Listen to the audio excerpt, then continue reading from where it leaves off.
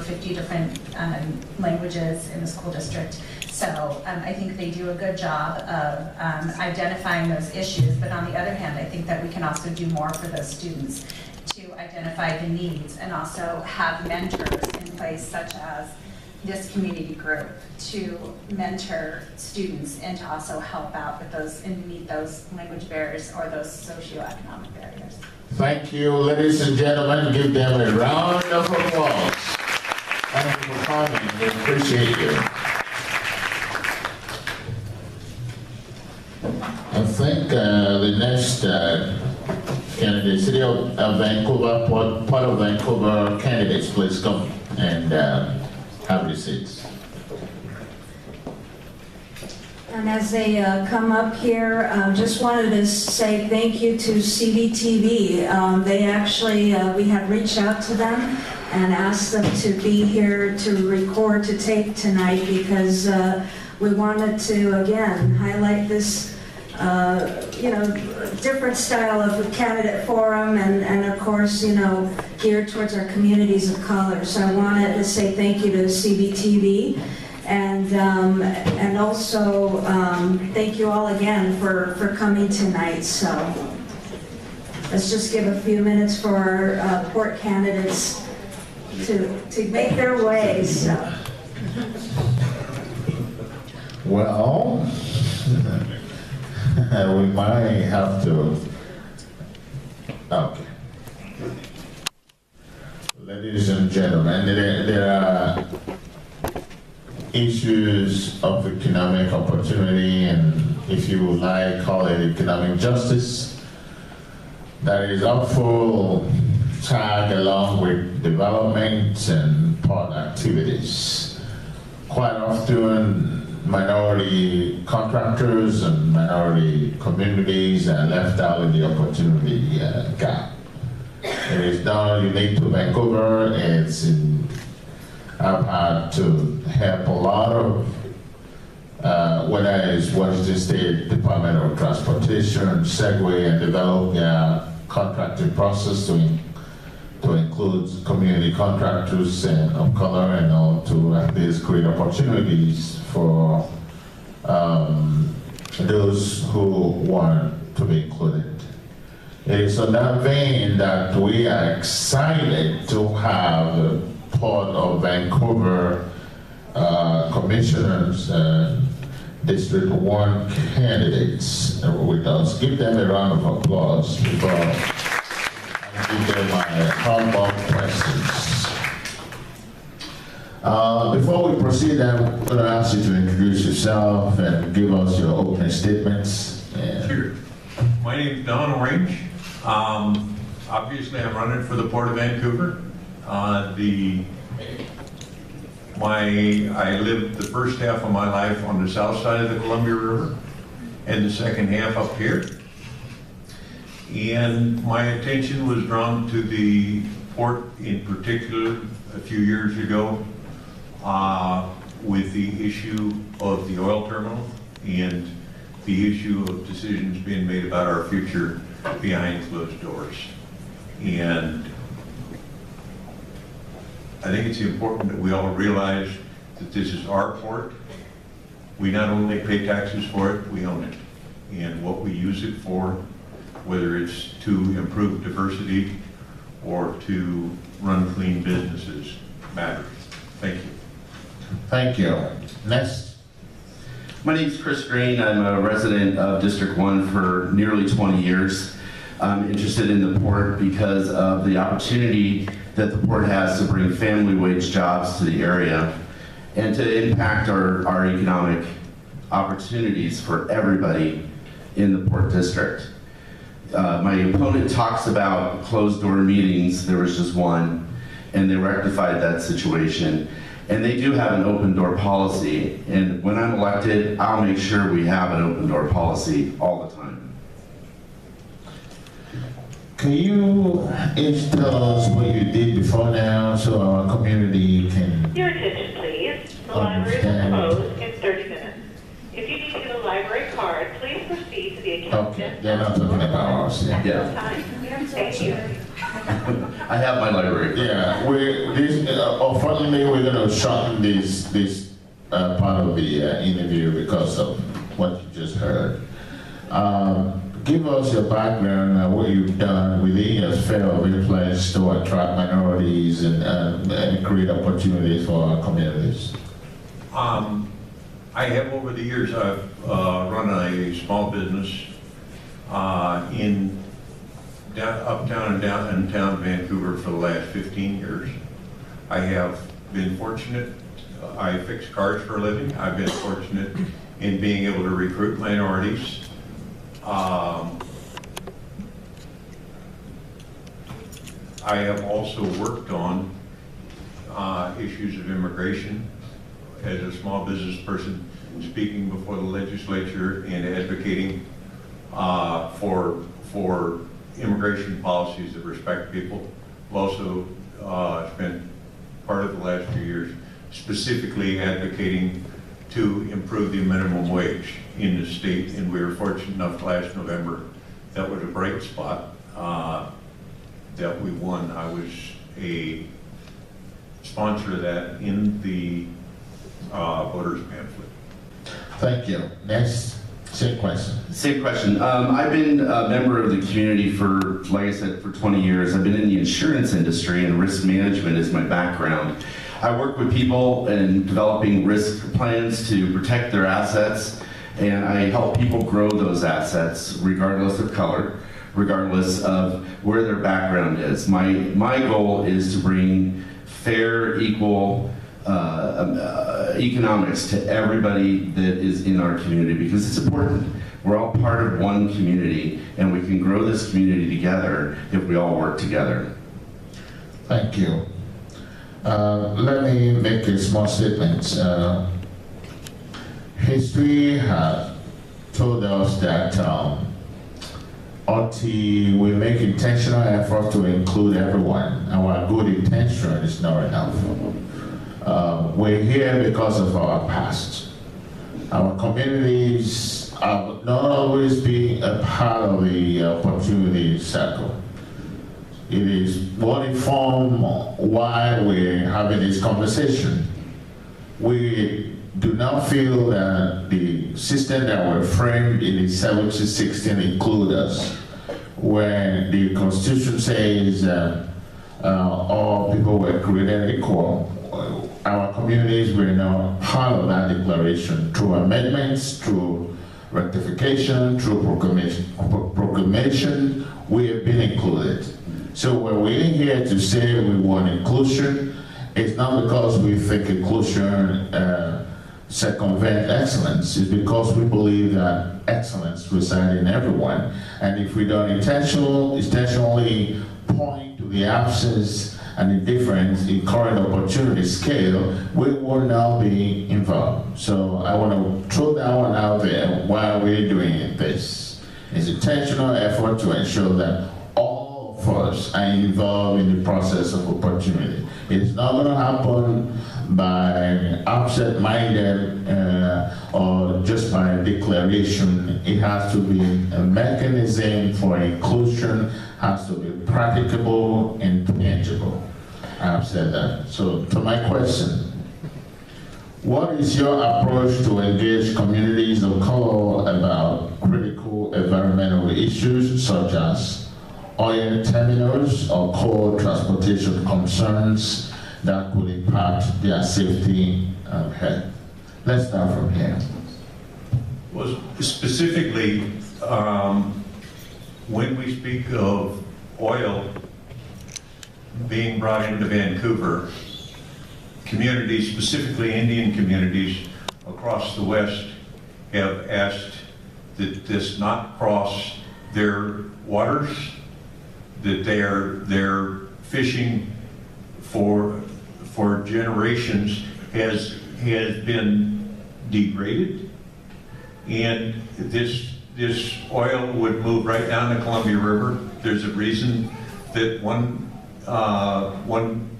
Indian tribe after another has opposed this. The other thing about this oil terminal is it's going to be in Fruit Valley, which has more minority folks living there than I think almost anywhere else in the city of Vancouver, and they'll be the first people impacted by any air pollution specifically, but they'll also be the people that are impacted by explosions. Fruit Valley has, and it's just a fact that people of color and also other people who are low income tend to reside in industrial areas. And the effect of this kind of activity is far more damaging to the people that live right around these areas. They don't build oil terminals on Prune Hill. They're putting them in places that specifically affect the most marginalized people in our society. Thank you. Thank you. Next, same question. Well, I think it's important that, like I said before, we're one community, that we open our hearts, we open the doors, we have communication on a regular basis with everybody that we come into contact with. Whether it's an oil terminal, whether it's building light industrial properties up and down the Chalachin Prairie line, whether it's building Terminal 1 and attracting all different types of folks to come to work in Vancouver. We need to stay the course and be open to new opportunities. And we have a process.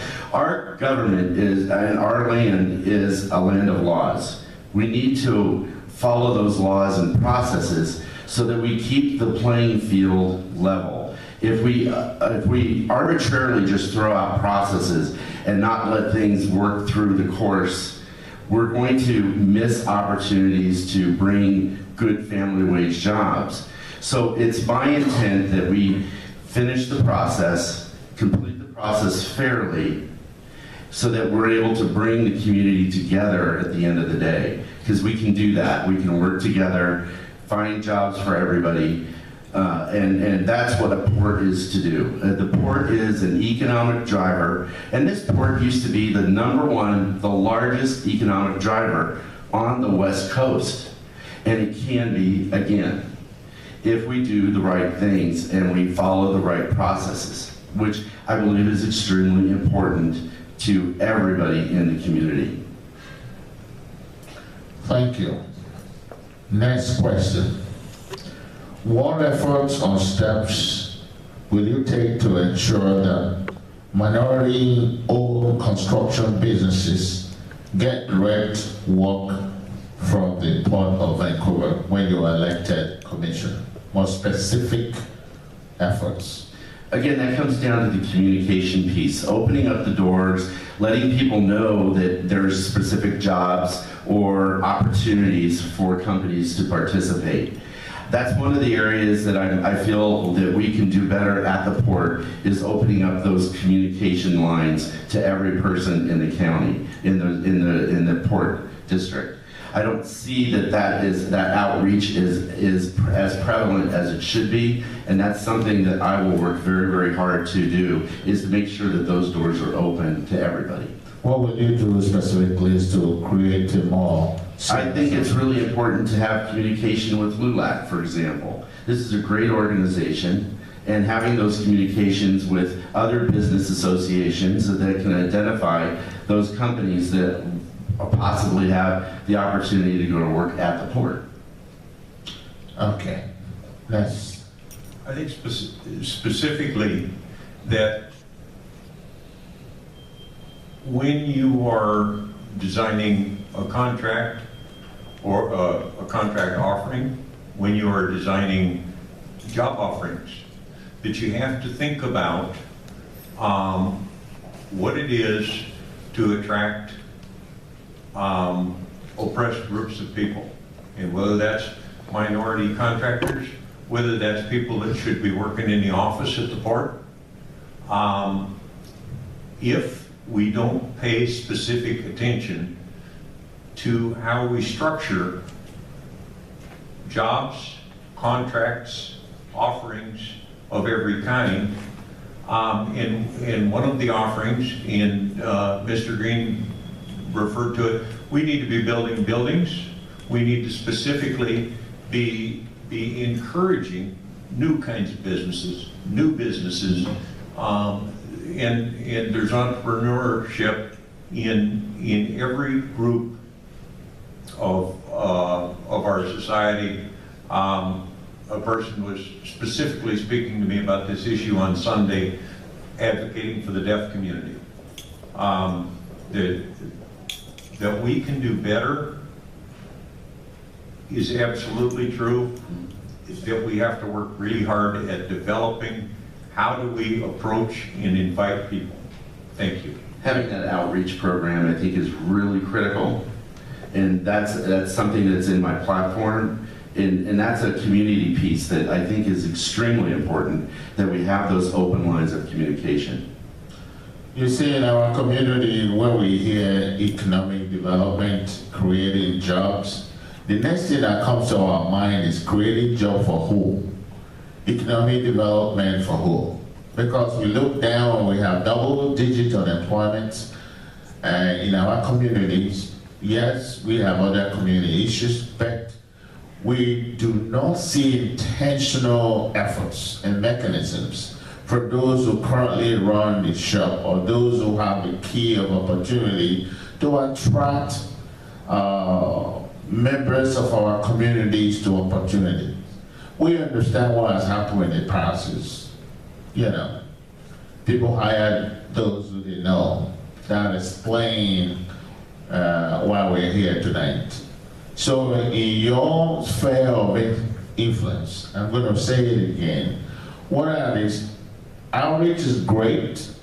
What are specific contracting mechanism on outreach that you're going to put in place within the Port Authority?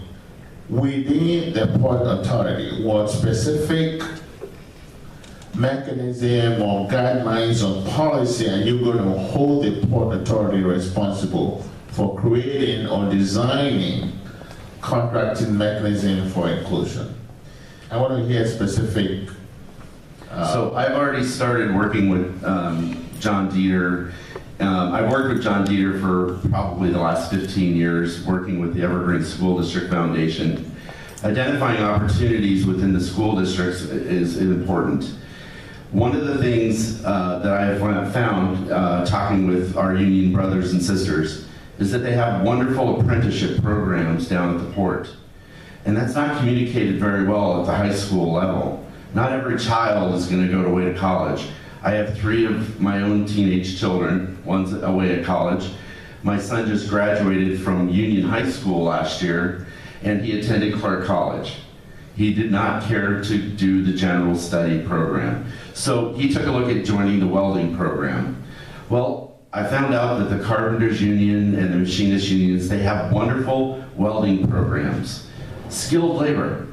We have a lot of jobs down at the port, and we can grow a lot of jobs down at the port, but it comes down to communicating those jobs out to the high school level and the college kids that are attending WSU and Clark College. And if we, again, have that outreach program, and I'm working with John to help me develop that program as we speak, so that when I become the commissioner, we can roll that out right away and have those communications and have those wonderful talks with the high school students today.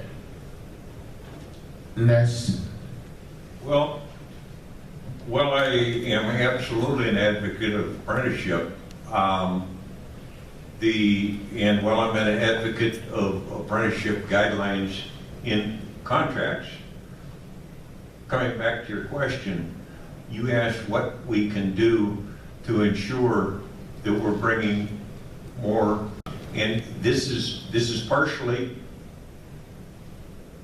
a question of what is the maximum legal thing that we can ask for in this. As we talk about a percentage of people that can be apprentices, can we demand that a certain number of people be people of color, be people of various nationalities, be women?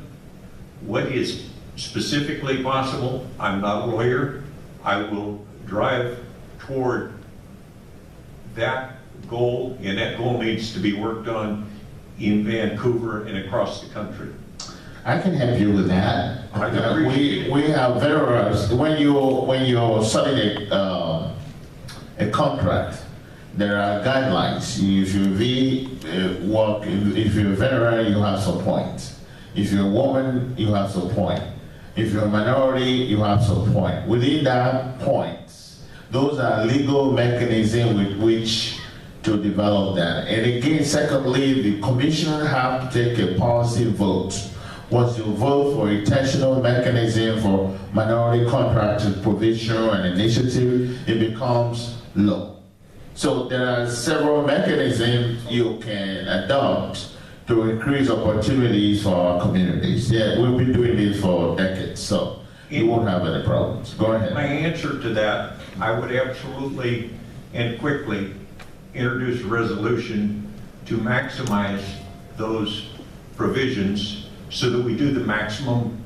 We already talked about the people that are living close to the port may not be the people that are getting to work at the port. And that what you're talking about, I'm not a lawyer. I'm more than willing and ready to introduce a resolution to advocate for the involvement of minority groups. Thank you. To the greatest extent possible.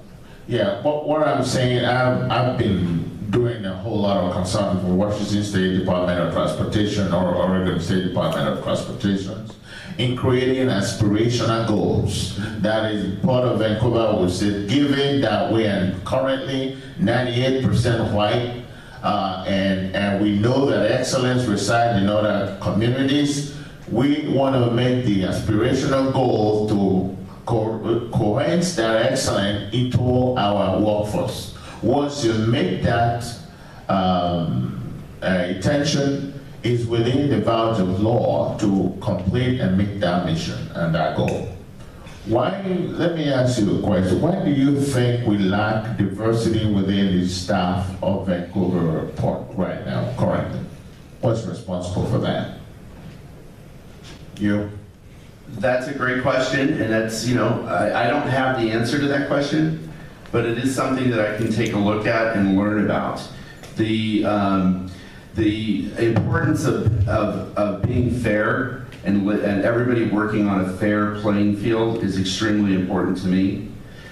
Being a risk manager most of my life, I've also been a human resource manager, and that's an important aspect of helping to manage the port, is realizing that diversity comes into play wherever you are at, and it needs to come into play because we're a one community and we all need to grow that community and be a part of the community. So encouraging people to apply wherever we have the opportunities to do that, we need to take advantage of that. That's why I want to work with the high school students and make sure that they're aware that there's great skilled labor jobs. Not every child wants to go away to college. And my son is just a great example of that. Making sure that people of all walks of life are aware of what we have down at the port. And I will champion that. Thank you. In answer to your question, I listened to you questioning people about the cause of things earlier, and there's lots of causes.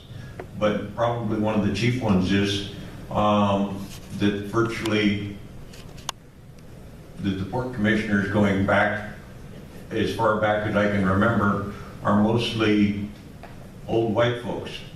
And that doesn't, and unfortunately, I haven't shared the same experiences that all my brothers and sisters of color have. I wish that there was somebody of color running for this race today. I'd probably support them instead of me. Let me say this, when we call for diversity and inclusion, we are not saying cultural excellence. We're not asking for mediocrity. We're only asking for recognition that excellence live in all people, from all backgrounds. That's all we're saying. and we look at the current statistics and numbers, we don't see those excellence represented in those staff. And again, let me say, a good person who is willing to carry the mission of LULAC and the mission and the vision of the League of Minority Voters, regardless of their call, we will support that person. So long that you believe excellence reside in all of us. I'm going to give you a minute to do your closing statements. Let's start from here. Thank you. Well, I'd start by agreeing that excellence resides in all. I would go on to say that whatever it is that we're doing at the port needs to be in developing and driving opportunity for all the people that live in Vancouver. I believe that the oil trains and the oil terminal is a particular threat to the people who are already marginalized, and that's part of the reason that I opposed it, and I think it's dangerous for our economy. I thank you, I ask you for your support, and I thank you for coming out tonight. Thank you. There are many issues facing the Port of Vancouver. There's many issues facing Vancouver and all of Southwest Washington. My concern is that we don't have enough jobs in our area. We don't. My children, I want to see them grow up here and grow their families here. We don't have enough jobs. And children of color, white children, it doesn't matter. We're all one community. And we need to develop businesses and corporations that can employ our children so they don't have to go to Seattle to go find jobs, or they don't have to go down to Portland to find jobs. We can do that here, and our port can be the strongest economic engine on the West Coast. We just need to stay the course, follow the processes, make sure we're communicating, outreaching, working with groups like LULAC, working with groups like the East Vancouver Business Association, and identifying those opportunities to continue to improve our government, our community, regardless. Thank you. Thank you. Ladies and gentlemen, give them a round of applause. Come on. Thank you for coming. Thank you for having us. God bless everybody. God bless you. Thank you all. Once again, thank you to all the candidates that were here tonight. Let's do a final applause. Thank you. And just to let you know that, of course, thank you to CBTV, who's going to be broadcasting this very soon. And wanted to mention that the Southwest Washington LULAC organization and hoping to bring back Mr. Promise King for League of Minority Voters, we will be doing a city mayoral and city council positions here in the next month, towards the end of September. We're still trying to finalize a date, but we will announce that on our Facebook as well as, on our Facebook page. So on a quick note, wanted to say thank you to Mr. Promise King and wanted to give him a little bit of a token of appreciation. It's a business card holder engraved with his name, so he knows it's his. And it has a quote for Dr. Martin Luther King that resonated, and I think it's for what he does, the work he does, beyond this, by the way. So the time is always right to do what is right. So I leave you with that. Thank you so much, and you guys have a great evening. Thank you.